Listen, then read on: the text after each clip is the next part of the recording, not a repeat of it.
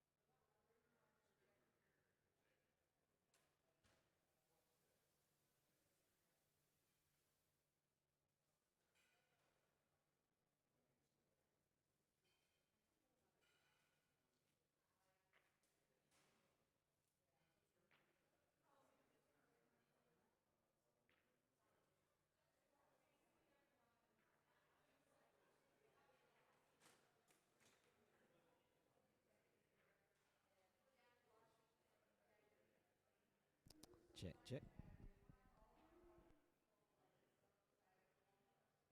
Check 1 2 1 2. Check.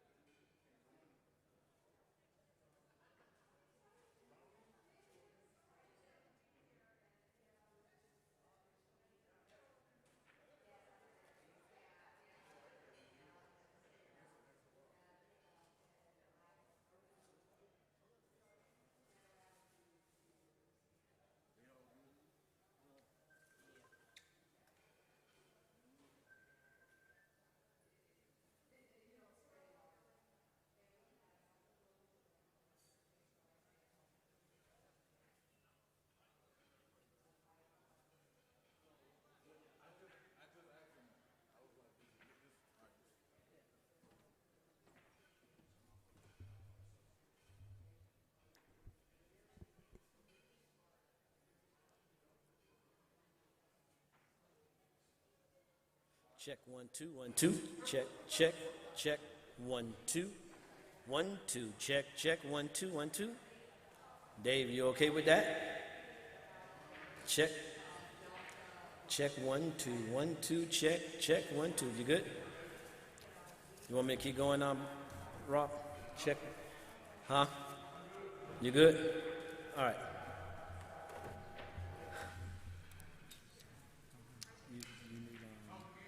Check, check 1 2 1 2. Check. Microphone check 1 2. Is that for me?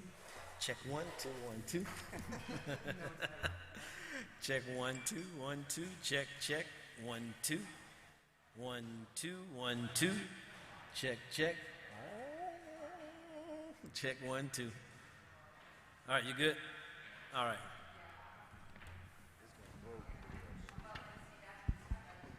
Check, check, check, check, check, check. Hey, hey, Q&A. Check 1 2. Check.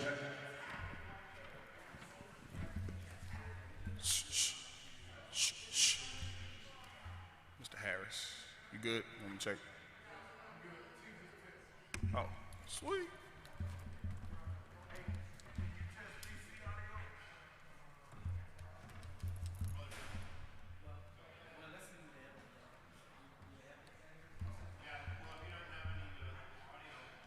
We'll test it.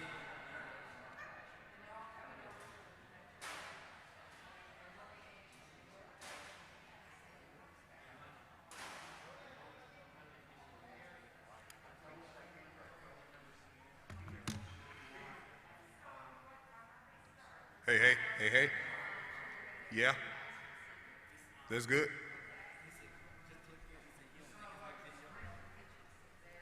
Sound like what?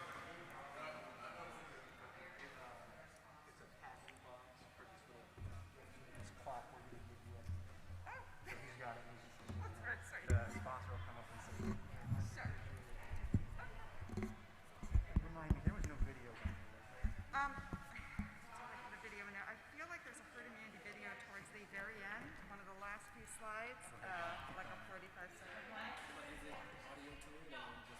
No, there was no audio. This video? Go back.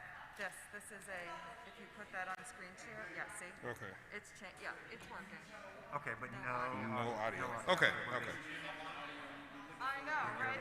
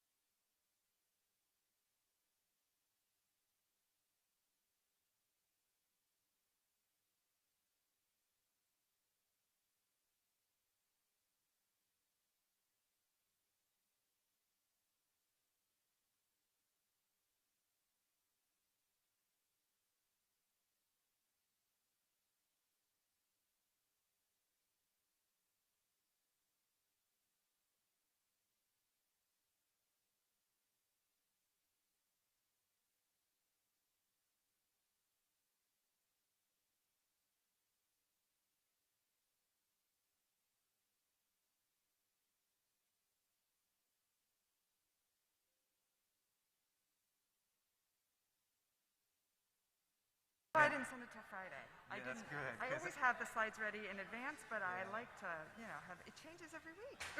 Oh my I gosh, didn't want to well, send it like 2 weeks before, and I'm just glad our turnout's been okay, and I'm hoping that things just turn around. This is the first in-person meeting I've come to. This is only my third. Yeah. And this is the one I feel the least sick of.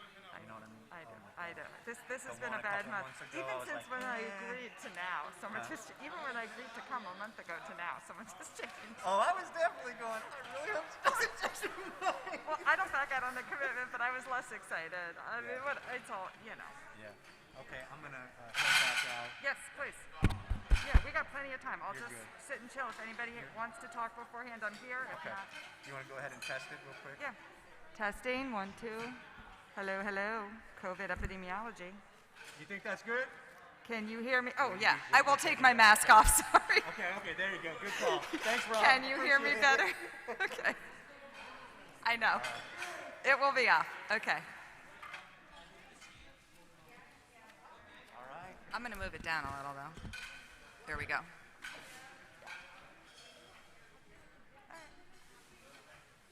And they'll put it up there when it's time, right? Yes. Awesome.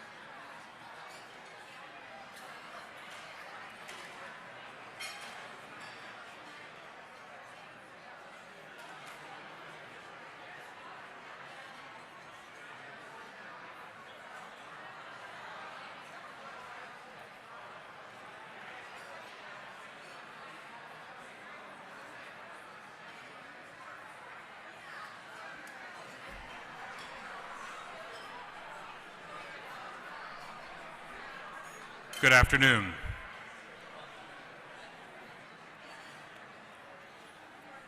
If I could have your attention, please.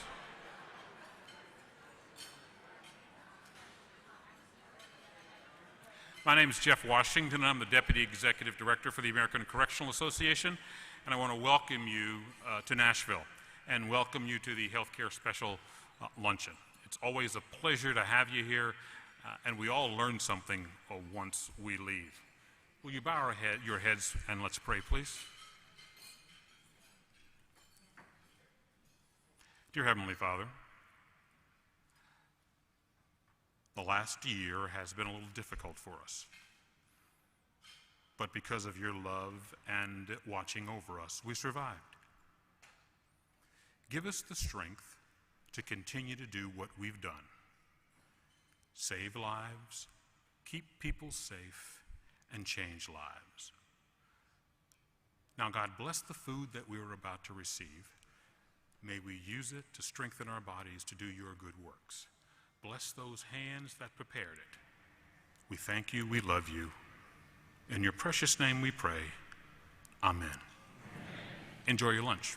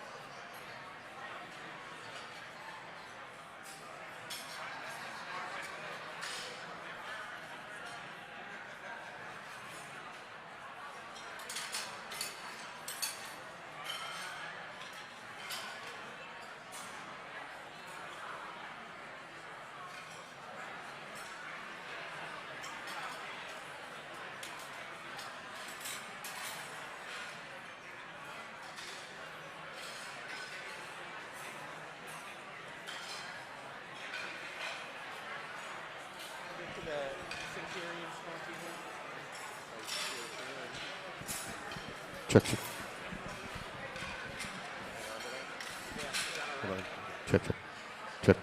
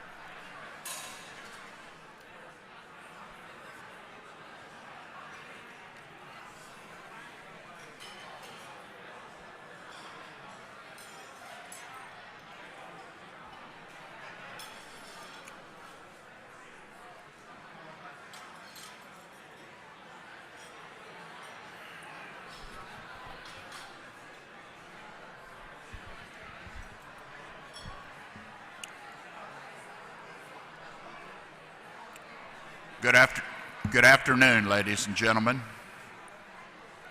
If you're still enjoying your dessert with a sledgehammer, continue to do that.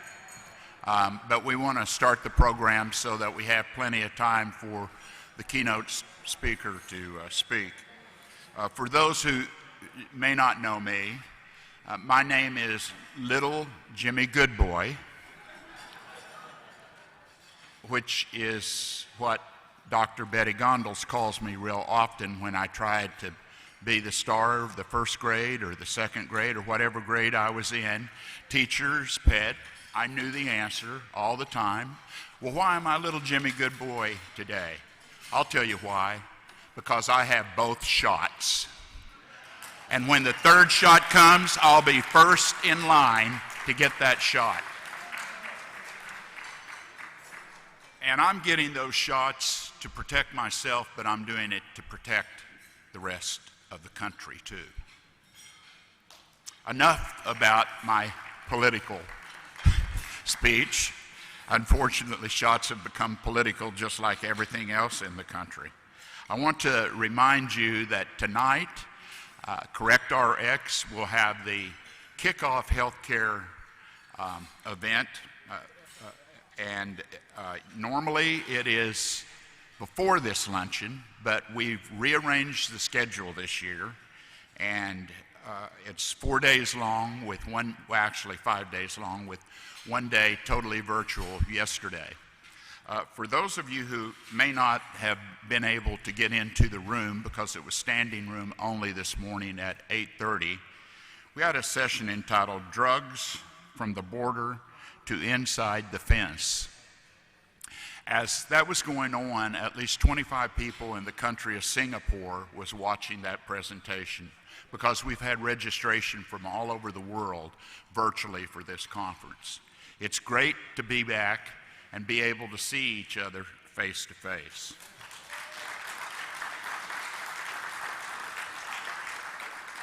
So I want to remind you about the healthcare reception this evening. Normally, Centurion gets up and thanks CorrectRx the day after, but as I said, we've rearranged the schedule quite a bit. If you didn't see that session, by the way, it's taped and you'll be able to see it virtually later. In fact, any session that you may miss for the next 30 days, you ought to be able to go back and view those sessions. It's my pleasure to introduce to you the elected leadership of ACA. the 107th President, Mr. Tony Parker, the Commissioner of Corrections from right here in Tennessee. President Parker.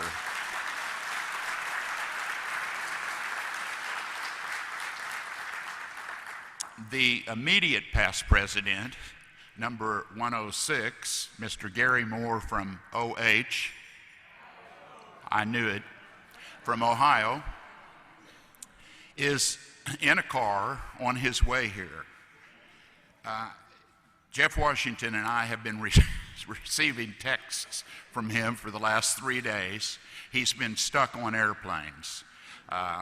His last text told me that he was on a tarmac for 2.5 hours in Chicago, Illinois, before he could take off to get back to Columbus so he could drive here. So he's not here with us, but in his absence, let's hear it for Gary Moore.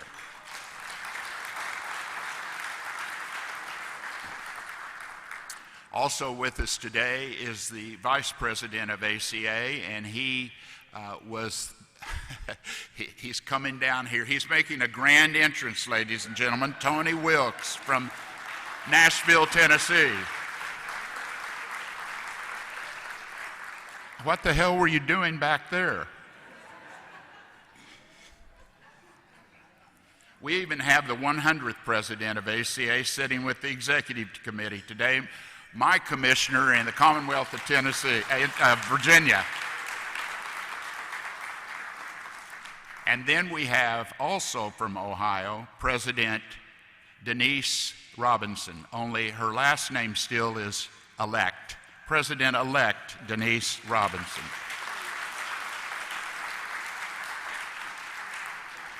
And the treasurer from the great state of Nebraska, Dr. Harbins Deal. Dr. Deal.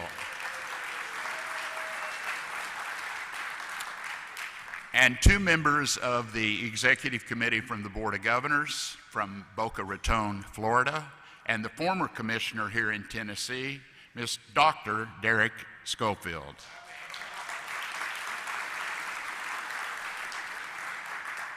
And last but certainly not least, my own sheriff from Arlington County, Virginia, Sheriff Beth Arthur.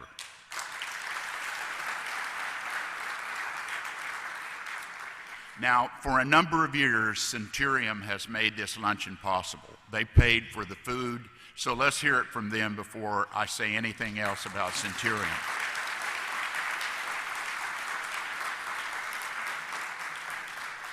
Now, my good friend, little Bobby May, told me to make certain that I announce that this is a hand sanitizer. It is not a breathalyzer. It is not a portable shower, and it's not deodorant. Just use it on your hands. But let's thank Centurium for making sure that everyone has one of those. And as I said earlier, we couldn't make this luncheon possible without their support. And the person to introduce our guest speaker today is a good friend of ours who's always here with us, Mr. Bob May.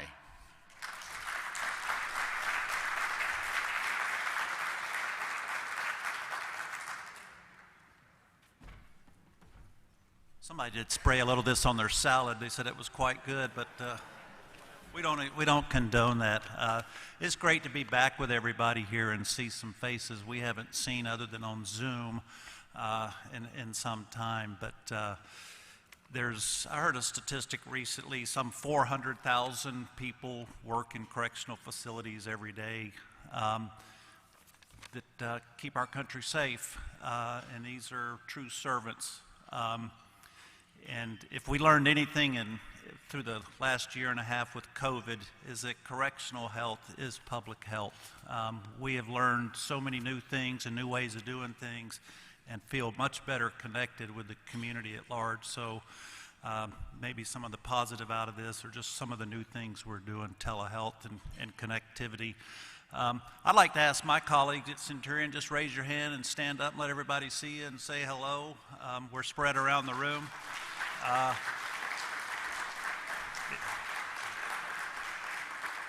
These are healthcare professionals that have been guiding us through these very challenging times, but we want to dedicate today's luncheon really to those 400,000 people who got up every day the last year, year and a half, and worked tirelessly through a very challenging situation. So maybe just a round of applause for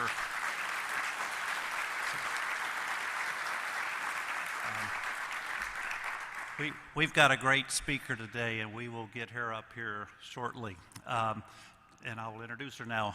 Dr. Amber D'Souza is a professor of epidemiology at the Johns Hopkins Bloomberg School of Public Health. She has a MS degree in molecular and cellular biology from the University of Wisconsin-Madison, a Master of Public Health and Disease Control from the University of Texas in Houston, and her doctorate in infectious disease epidemiology from Johns Hopkins. Dr. D'Souza leads a research program on infectious diseases, translational epidemiology, maybe she'll define some of these terms for us in her speech, and risk reduction among high-risk populations. So let's give a good ACA welcome to Dr. D'Souza.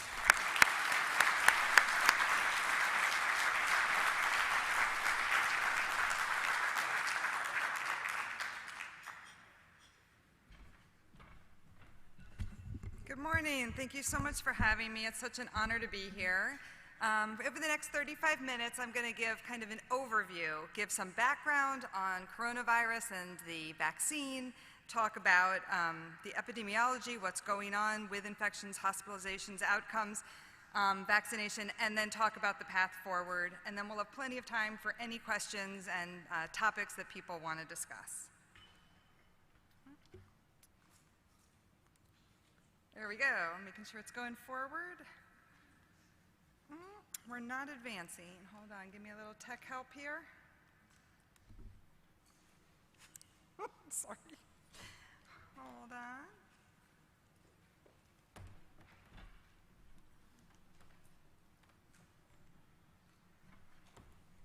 Well, as they get it started, I can start with the background. Yep. I think it's just not in presentation mode yet. There we go. Great. Thank you.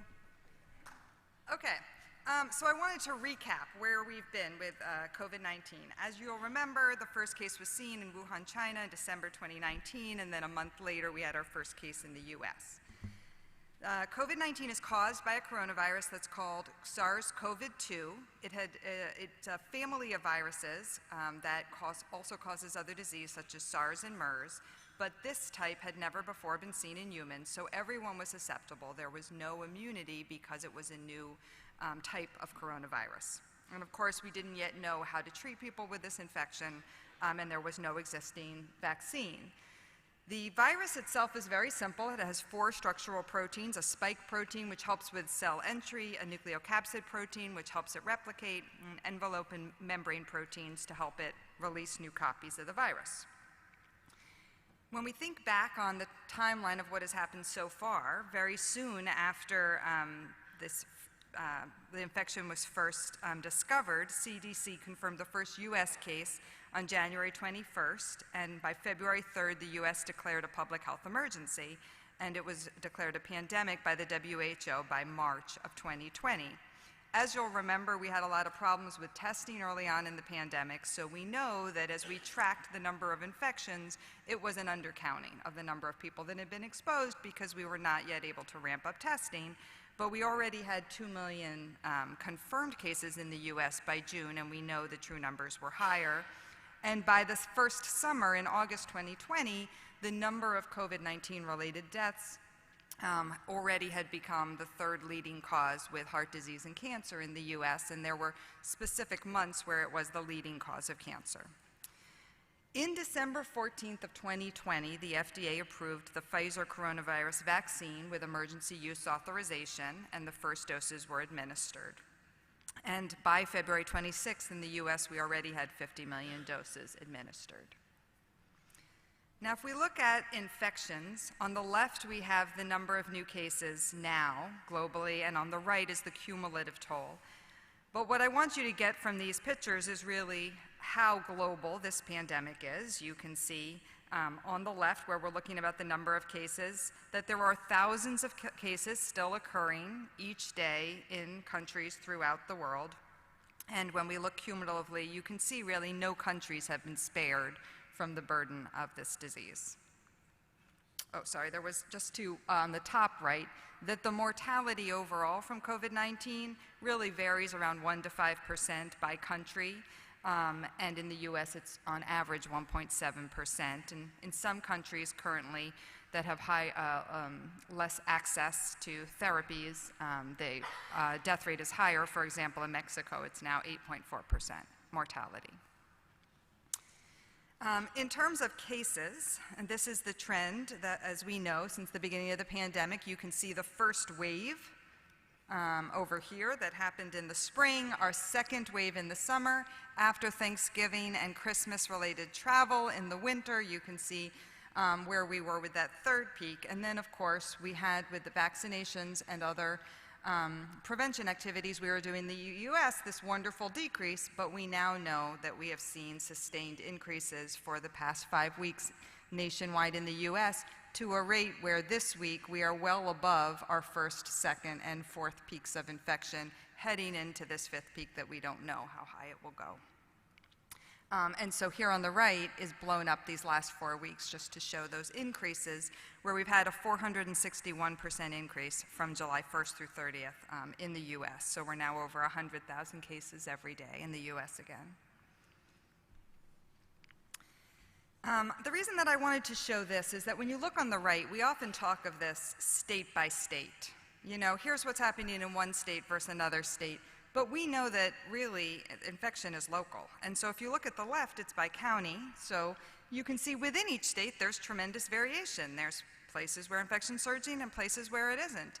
And so I think this is one of the challenges of infectious disease, as this audience knows well, that we are all interconnected. So what's happening in other places will come back and affect us.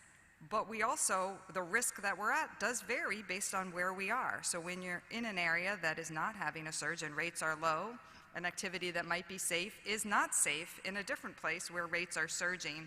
And this has been one of the things that's made messaging a little bit more difficult, because the actual risk varies by what is going on, and that changes by the day. And that's a hard message to sometimes give.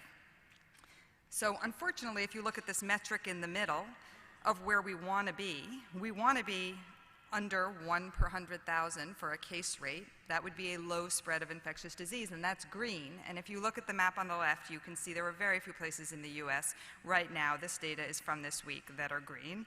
Instead, most of the country is in that orange and red category, which is not a good place to be. It's a rate of infection where there is real risk of acquisition. And so this is where we are, and we know based on the epidemic curve that the following weeks are expected to be much worse. Now, I'm going to talk about the Delta variant later in this talk, but I do want to give the current data here as we look at our infectious rate, that now 93% of cases in the US are caused by the Delta variant. It is the dominant strain right now, and cases are rising in 90% of US jurisdictions this week, with the highest case rates in the South. To turn to hospitalizations and give you a glance of where things are with there, new hospital admissions have consistently increased throughout the end of June and July. During the month of July, hospitalizations are up 284%, with thousands of admissions per day from COVID-19 in the US. This is a depressing metric in the light of all the progress we've made in vaccination, right? We've had this tremendous effort to roll out the vaccine. We've had some good successes with uptake, but it's not enough. We are not at the rate of protection that we need to be to decrease the spread from vaccination alone, and that's why we continue to see spread of infection, and then several weeks following each surge in infection, we see the surge in hospitalization. In terms of deaths, the current mortality rate in the US is 1.7%. Last week, 381 people died each day from COVID in the US. We know that thinking of the last year of 2020, COVID was the third leading cause of deaths in the US. Certain months, such as February, for example, after that last surge, COVID was the leading cause of death, with 2,477 Americans dying from COVID just in that 1 month. And I put the numbers up for comparison, that same month, 2,068 people died from heart disease and 1,639 died from cancer, which are normally the leading causes of death in the US. In the bottom right is a chart that came out early in the pandemic. On the top, in purple and blue, you see the rate of heart disease and cancer and their usual rates of diagnosis. And on the bottom, you see the rate of influenza. And that pink line is the very initial surge we saw in the first 6 months of COVID for deaths. And you can really see how high that spiked.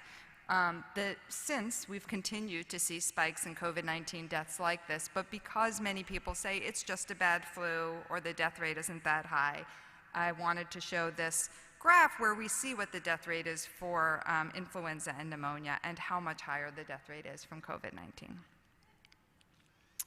I also want to talk about risk factors for severe disease, as this audience knows well because many of these risk factors are in your populations. Comorbidity and age are very important risk factors for having a bad outcome from COVID-19. So among the 4.9 million hospitalized adults last year during the year, 11% of those hospitalized patients nationwide were from COVID-19, which is kind of amazing when you think this is a disease that we had our first case in January that had never before been seen in the US, and in that 1 year became 11% of all hospitalizations during the year. Now, if we think about comorbidities, the most common comorbidities in patients hospitalized for COVID-19 were hypertension, disorders of lipid metabolism, and obesity. I like to talk through these numbers because there has been confusion in people. What is the risk among people without comorbidities? Is COVID-19 just a disease of people with comorbidities? And you can see here, we know that people who have comorbidities are at much higher risk of hospitalization and death from this disease. Much higher risk. But that doesn't mean that people without comorbidities are at zero risk. They're at lower risk. So if you look among the people with that were hospitalized from COVID-19, 94.9% of them were hospitalized. 94.9% of those hospitalized had at least one comorbidity. So the vast majority of people being hospitalized from from SARS-CoV-2 infection did have a comorbidity. And when we look at those who died, 99% of those who died had at least one comorbidity. And that's consistent. It is a tremendous risk factor. But if you look at those without comorbidity, that is 27,000 people in 1 year who were hospitalized with no comorbidities in the US from COVID-19, and 740 people with no comorbidities died. So it is important to remember these are risk factors, but risk does not go to zero. Similarly, if you look by age, and this is only among adults, this doesn't include data on people under 18, and of course, children are also susceptible to infection, and we have had children die from COVID-19. But in data from adults, you can see that 11% of those who were hospitalized were 18 to 39, were young adults. So that's almost 60,000 adults who were under 40 hospitalized from COVID-19. And if you look at the death rate, there are almost 1,300 people in that young age of 18 to 39 who died from COVID-19 last year. And this, of course, doesn't include the 2021 data. Now, viruses constantly change through mutation. That's normal. We expect that. Some of those variations are less lethal. They just peter out. Those changes don't do anything harmful. But as the viruses mutate, by chance, they'll come up with some variants that are more harmful. They're either more infectious, or once they infect us, they cause a worse outcome. And so we have seen coronavirus, the SARS-CoV-2 virus, mutate quite a bit already during this pandemic. And from the original virus, here are 4 additional variants that the WHO has deemed to be variants of concern. A variant of concern means we have enough data to know it is more transmissible or causes worse disease or is less protected by the vaccine. And there is clear evidence of that harm. And these 4 have met that definition. So on the left is the Alpha variant, which is slightly more infectious than the first variant. The original variant infected around 2.3 people on average. We call that the rho, it's the infectious number. So each infected person was infecting around 2.3 people on average. And the Alpha variant was infecting 2.7 people on average. But the Beta and Gamma variants were infecting more than 3 people on average. and you get up to the Delta variant, which is infecting 5.8 people on average from each infected person. That is what we mean when we say it is more infectious. It is easier to spread to another person. Each infected person is infecting more people. And that is why we need to get to a higher level of immunity before we can achieve herd immunity, which I'll be talking about in this talk, but before we can slow the spread of this infection from our immunity, you have to have a higher proportion of people infected, the more infectious the agent is. You may also have heard of some other variants, such as Kappa and Lambda. Again, there's many different variants of coronavirus, and some of these you won't hear about at all because they're not worse, and so they just peter out and they don't spread very far. When a new variant comes, sometimes we have to accumulate data before it is clear whether or not it's more harmful. So there's another category than the variants of concern that are on the top. There's variants of interest. And variants of interest mean they are causing significant community transmissions in some countries, and their genetic changes are consistent that we know they change viral characteristics, so they could be more infectious. And Kappa and Lambda variants are both in that category, that they are of concern and we are keeping an eye on them. And they originally started in India and Peru, but have been spreading to other countries. So the current state of the pandemic, and this data is from the end of July, we are currently in the US experiencing an epidemic of unvaccinated people. And what we mean by that is more than 90% of those hospitalized from COVID and more than 99% of those people dying from COVID are unvaccinated. 40% of current US cases are coming from only 3 states. So this is a nationwide infection, but it is worse in some areas than other areas. Florida, Texas, and Missouri, all of which have low vaccination rates, are currently experiencing very high surges. The first cases of the Lambda variant have been detected in the US. That was one of the variants of interest that I just mentioned. It was detected in Houston just a few weeks ago. The CDC this month changed their mask policy, as you heard. They're now recommending that fully vaccinated people wear masks indoors when they are in an area of substantial or high transmission. What that means is in areas where the rate is more than 50 per 100,000 or the percent positive testing is greater than 8, that is now most states in the US. That was not true a month ago, but as rates have surged over this past month, most states in the US are experiencing a high rate of infection. And the reason that the CDC changed to this mask policy is because there has been considerable new data showing that vaccinated people, while they are protected, they have more than a 20-fold decrease in risk of hospitalization, severe illness, death. It is drastically reduced, but not to 0. And while they're not likely to get severely ill, when they are exposed, that virus will still be in their body for a few days and can still be spread to other people. And so measures that decrease risk are going to help slow the spread. So vaccinated individuals are masking to not spread it to unvaccinated individuals, but also to protect themselves from the low risk of illness, which is not 0. So it's still worth protecting yourself from as we surge into these higher case rates. Vaccination greatly reduces the risk of hospitalization, as I mentioned. 6,587 cases of individuals who were vaccinated but had severe enough illness that they were hospitalized or died have occurred in the US so far. So if you look at the number of vaccinated people that we have, the risk of ending up in the hospital or being severely ill is very low. We have a fantastic vaccine and it is working. But that risk is not 0. There have been thousands of people who were vaccinated and still ended up in the hospital. Even if you don't end up in the hospital, while you might feel nothing before you transmit the infection, you might be in bed for a few days not feeling good. The other update this month that's good to know about is we continue to research the vaccines and things that can be done. There is the first oral coronavirus vaccine in trials. This is very early on, but you may hear about it. It's called Oravax.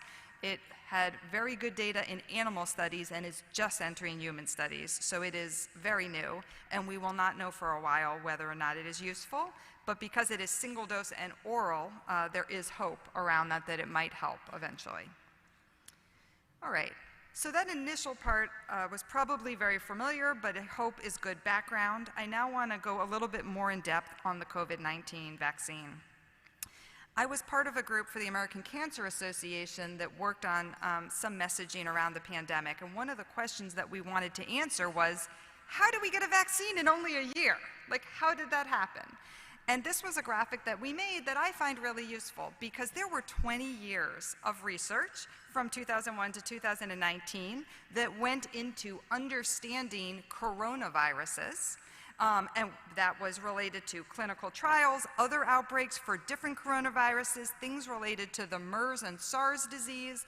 There was a large range of research around those viruses that was then translated and applied. At the same time, there was also a lot of research on developing an RNA vaccine. That wasn't being done for COVID-19, it was being done around other diseases and illnesses. But the invention of an mRNA-based vaccine was worked on for the past 20 years, and that scientific investment and understanding then translated in the winter of 2020, when the SARS-CoV-2 genome was first sequenced, in being able to take that and launch vaccine trials very early on in March of that same year. And that is how we were able to get to accumulating data from March through the fall of that year that could then be evaluated with a vaccine rollout at the end of that year. When we think about the efficacy of the randomized controlled trials around these vaccines, here's an example of one of those studies. This is for the Pfizer vaccine.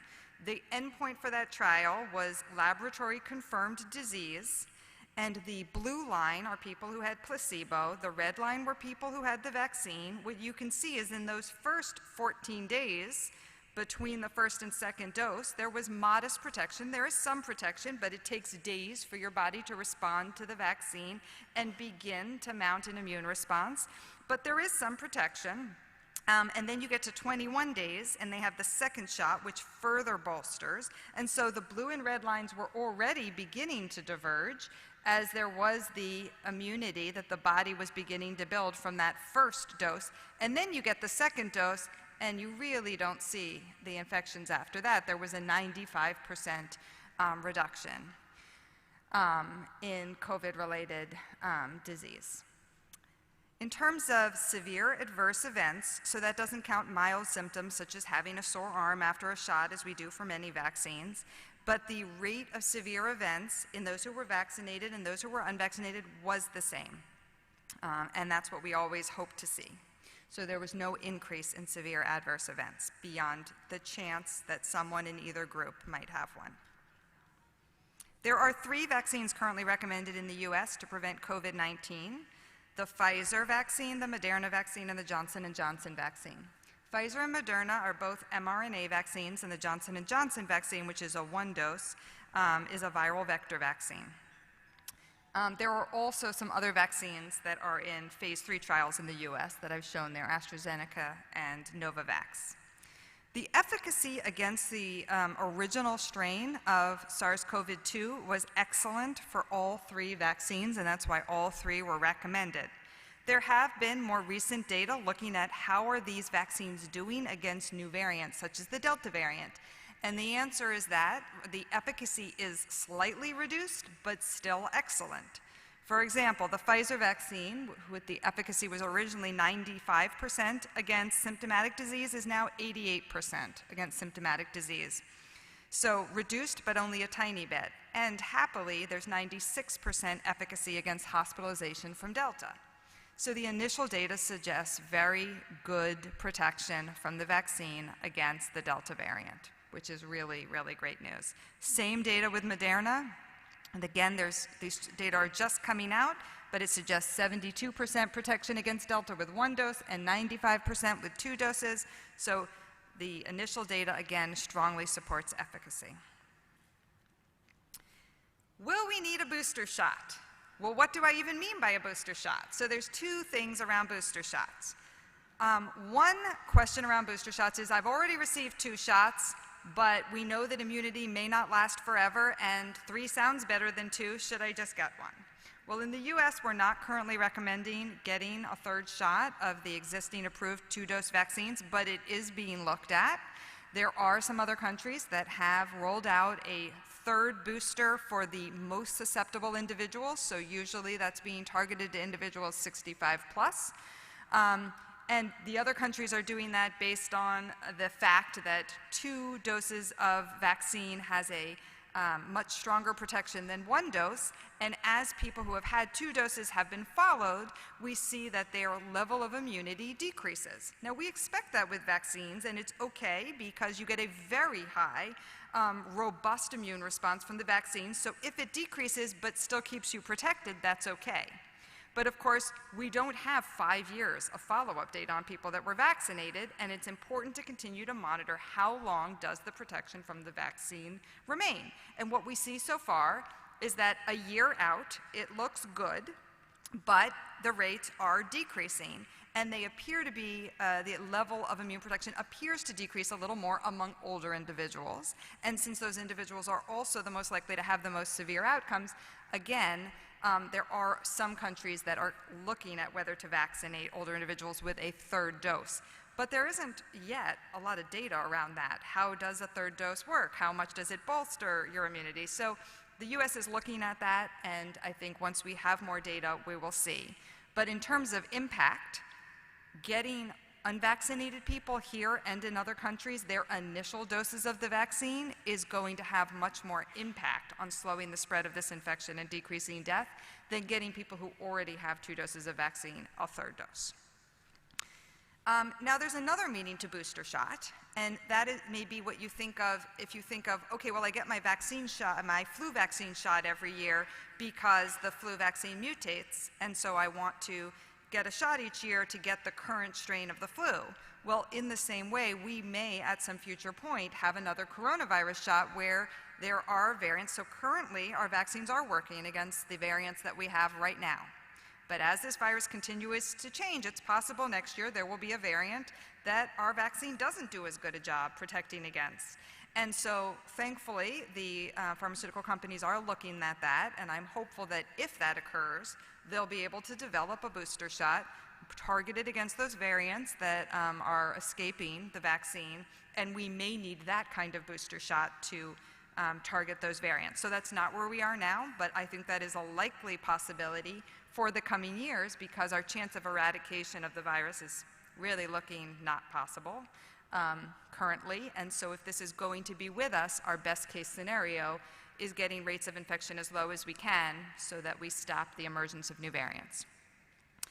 All right, so as we lifted restrictions on movement and we did not have optimal vaccine uptake, we continued to get more people infected. And the more people that are infected, the more changes to happen to the virus, and the more mutations that happen to the virus, the more possibility there is that the current vaccines won't protect us. All right, I'm going to just go over this because we only have 10 minutes left. Vaccine uptake and hesitancy, we know, is a major topic currently. I wanted to show this picture where we are currently in the US with vaccine uptake. So half of all Americans currently have had 2 doses of vaccine. 58% of those 12 years and above, those are the ones eligible currently in the US, have had vaccine. That leaves millions of individuals still unvaccinated, and we know there's tremendous geographic variation. So you can see I've circled areas of the country where less than 40% have been vaccinated. Reasons, the most common reasons reported for vaccine hesitancy are concern about side effects, not trusting the vaccines, not believing they need it, not trusting the government, planning to wait and see if it's safe, not knowing if it'll work, and not liking vaccines. All right, I do want to share some data from US correctional facilities nationwide. So here is a state-by-state look at vaccination progress. And you can see below 50% in Texas and Florida, and this is in terms of vaccination of incarcerated people. But there are other states, the pale tan is above 70%. And you can see we have a quarter of states that have achieved that for incarcerated individuals. And overall, nationwide, 67% of people in state and federal prisons are vaccinated, which is higher than the US average. So we are doing better among our incarcerated people than the general US population, but not good enough. We still need to do more. Here's an example of the variation of vaccination rate among prisons within state, and you can see this is very much like what we talked about, that looking at a state doesn't give you the picture of what's happening locally by county. Well, same thing among our prisons, of course. So if you look, for example, at West Virginia, we have a prison that has 80% vaccination among inmates and another one that is 30%, right? It's very variable. Reported vaccination rates among prison staff lag behind the general population in pretty much every state. And this has been reported as one of the big barriers that vaccination uptake among prison staff remains low, despite us knowing they are on the front lines and definitely exposed. So why aren't we at 100% of incarcerated people vaccinated? Well, there's multiple reasons. Number one, many states did not prioritize those incarcerated in their original vaccine allocation plans. As you'll remember, when vaccine was difficult to obtain and we had a phased rollout, 63% of states prioritized law enforcement for vaccine, to get vaccine, compared to only 22% of states prioritizing incarcerated people and 49% of states prioritizing correctional staff in phase one. So 47% of states did not include incarcerated populations in their phased plan, and that meant the beginning of their access was lower. So that was an initial barrier. But there's also continued vaccine hesitancy among inmates. Commonly reported reasons among inmates are distrust of healthcare, disbelief they're at risk for COVID-19, concerns about efficacy and safety, conspiracy theories, seeing prison staff decline the vaccine, disbelief that the system has the best intentions for them, and lack of access to credible information. All right, I'm going to keep going just for time. Ongoing challenges. You know better than anyone, the high population density and overcrowding makes many of our suggested prevention measures much, much harder in your settings. The structure of carceral facilities is set up in a way that makes it more difficult to control the spread of respiratory infection. The population also has a much higher prevalence of comorbidity, which we know increases severity of disease. And there's the challenge of low vaccine uptake in some communities, in some staff, and in some incarcerated people. So what can we do? Well, our number one risk reduction strategy remains vaccination. It is our best tool in this fight, is to get vaccinated yourselves and get those you know to continue to talk about the importance of the vaccine. Number two, in terms of risk reduction, is to reduce transmission. So we need to mask, and unfortunately the recent data showing that vaccinated individuals still can have a very high load of the respiratory infection. It can be present and can spread to others, means we have to reintroduce masks in indoor setting, especially when you can't physically distance, whether you're vaccinated or not. Distancing, so that can be any measure that can reduce population density, whether that's increasing space in common areas, such as staggering dining times in recreation spaces, whether that's limiting the size of group activities. We also know we can reduce risk by coronavirus testing, right? So whenever transferring in and out, whenever people are, who are incarcerated or are detained, or before their release or before they're transferred to other facilities, we know we've seen spread when there's not testing. In terms of the existing populations, you want to test everyone who's symptomatic, their close contacts, and before release from quarantine. Case containment, we know, is also really critical whenever there is one or more cases detected, or if you don't have any cases but your community rates are very high, you want to consider comprehensive testing. You need medical isolation strategies for active cases, and that needs to include quarantine of close contacts and staff. We know there's also been a lot of talk about cleaning facilities. Luckily, as data has emerged, it has become clear that the risk of infection from touching a surface is low, so that is good news, but it's not zero. So absolutely continuing to clean frequently touched surfaces is recommended, and providing no-cost access to soap, running water, and masks. The CDC also recommends, in terms of both staff and visitors, that you continue to do temperature checks at entry, and that when rates are very high, you may need to consider some limits on visitation. How can we increase vaccine? Well, vaccine incentives that have been offered in some U.S. correctional facilities and had success include things such as cookies and commissary credit, monetary incentives, conjugal visits, care packages full of food, additional hours of phone calls with family, lotteries, gift cards, and census credits for early release with a time scale of days.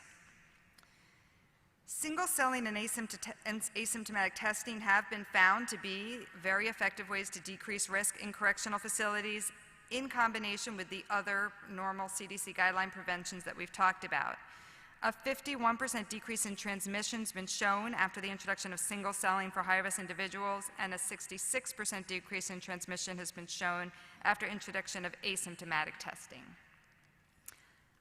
Looking ahead, when no one gets vaccinated, whoops, here's a video, the disease spreads easily within whatever population. Now, when you have some successes with vaccine, but it's a low proportion, you only have 40, 50, 60%, whenever someone's infected, it is still going to spread.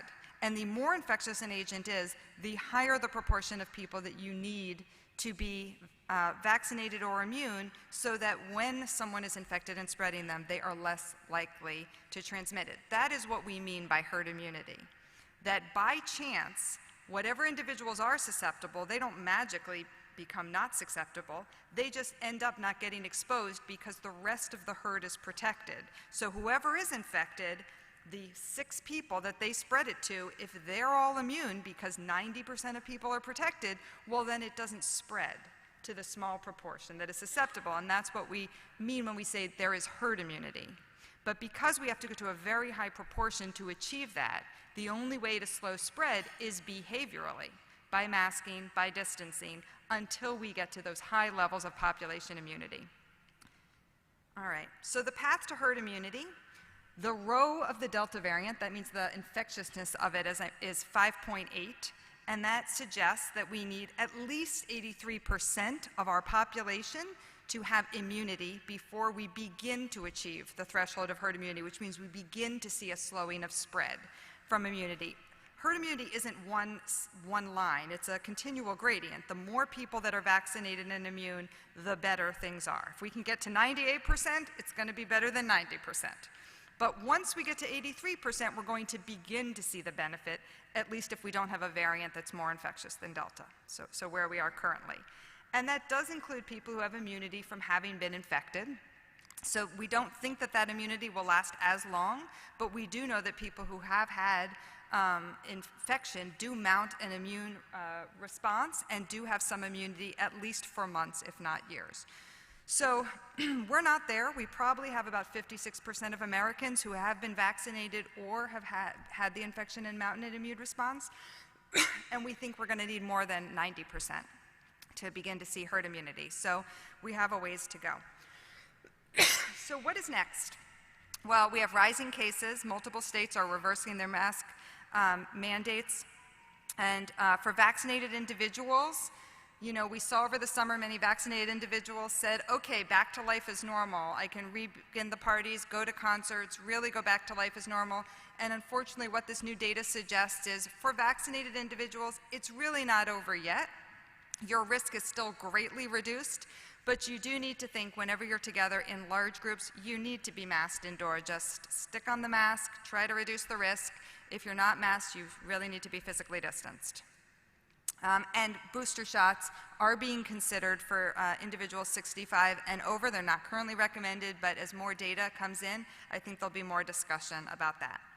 I thank you for having me, and I welcome any questions.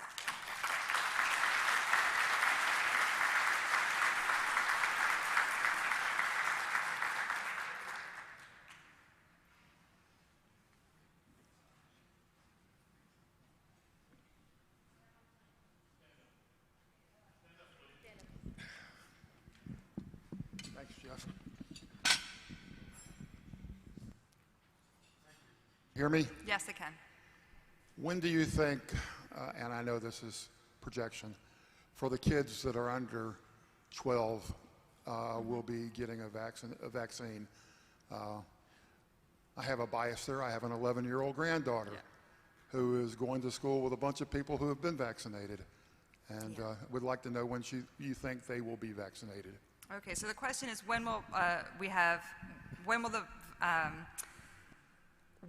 the vaccine be recommended for individuals under 12? So they are currently collecting data, and the reason that we don't have an exact date is that they have to have enough events in that trial to call it. So there's a number of events they get to when they expect to have enough power to analyze the results, and the vaccine manufacturers had estimated that they thought that would be September, October, when they would have that data to then give to the FDA to then be evaluated. So there was a lot of hope that probably around November, the FDA, if given it in September, October, would be able to evaluate it, and if it's shown to be effective, would be able to recommend it.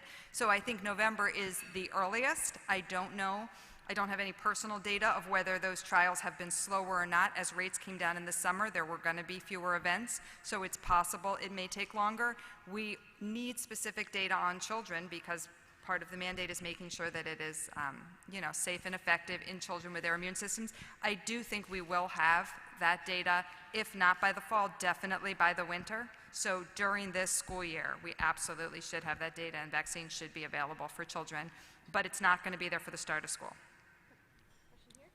Yeah, for those who have recovered from COVID, are there studies that show the efficacy of getting vaccinated and that we can share with our staff, basically? Yeah, that's a great question. I have seen summaries of data, but I have not seen the original data, but I can certainly help you find those references. There have been, so the recommendation is that anybody that's had COVID should still get vaccinated. And the reason is that we know how long immunity, well, we know that there is robust immunity from vaccination for longer than 9 months, and it was not known when someone had the infection how long that immunity would last. The data that I have seen since suggests that immunity from the vaccine is a higher immune response, so will last longer than immunity from infection, but we honestly don't have enough time period to really know. So I can help you search for that reference, but I don't have it at my fingertips. But for people who have had COVID, again, vaccination is still recommended.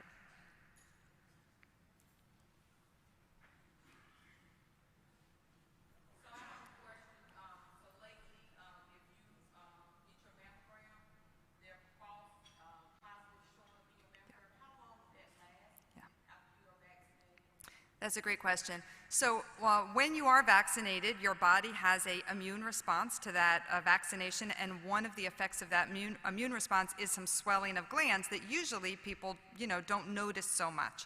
But because millions of women are going for mammograms, it's absolutely been noticed that there are these false positives where there looks like there's a possible abnormality when you're getting a mammogram, and then when people go back for follow-up later on, it's not there. So they are currently recommending that you wait, I believe the recommendation is to wait 3 or more weeks after your final vaccination before going for a mammogram, but the longer you wait, the more sure you can be that there won't be a false positive. So, I would personally recommend waiting a few extra weeks just to be sure, because this is the screening is annual, so you can go an extra month and wait 6 weeks after vaccination if you have concerns about that.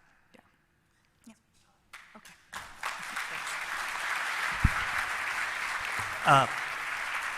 One last thing. Dr. D'Souza, today you spoke to a room full of very talented, dedicated healthcare professionals. Many of them have given a career of their talent, and even some in retirement, still giving in service to this very challenging population. And so we want to recognize and thank you for sharing your time and your talent with us today with an ACA clock. And thanks again. And I think that's it. So everybody, thanks for coming, and have a great show.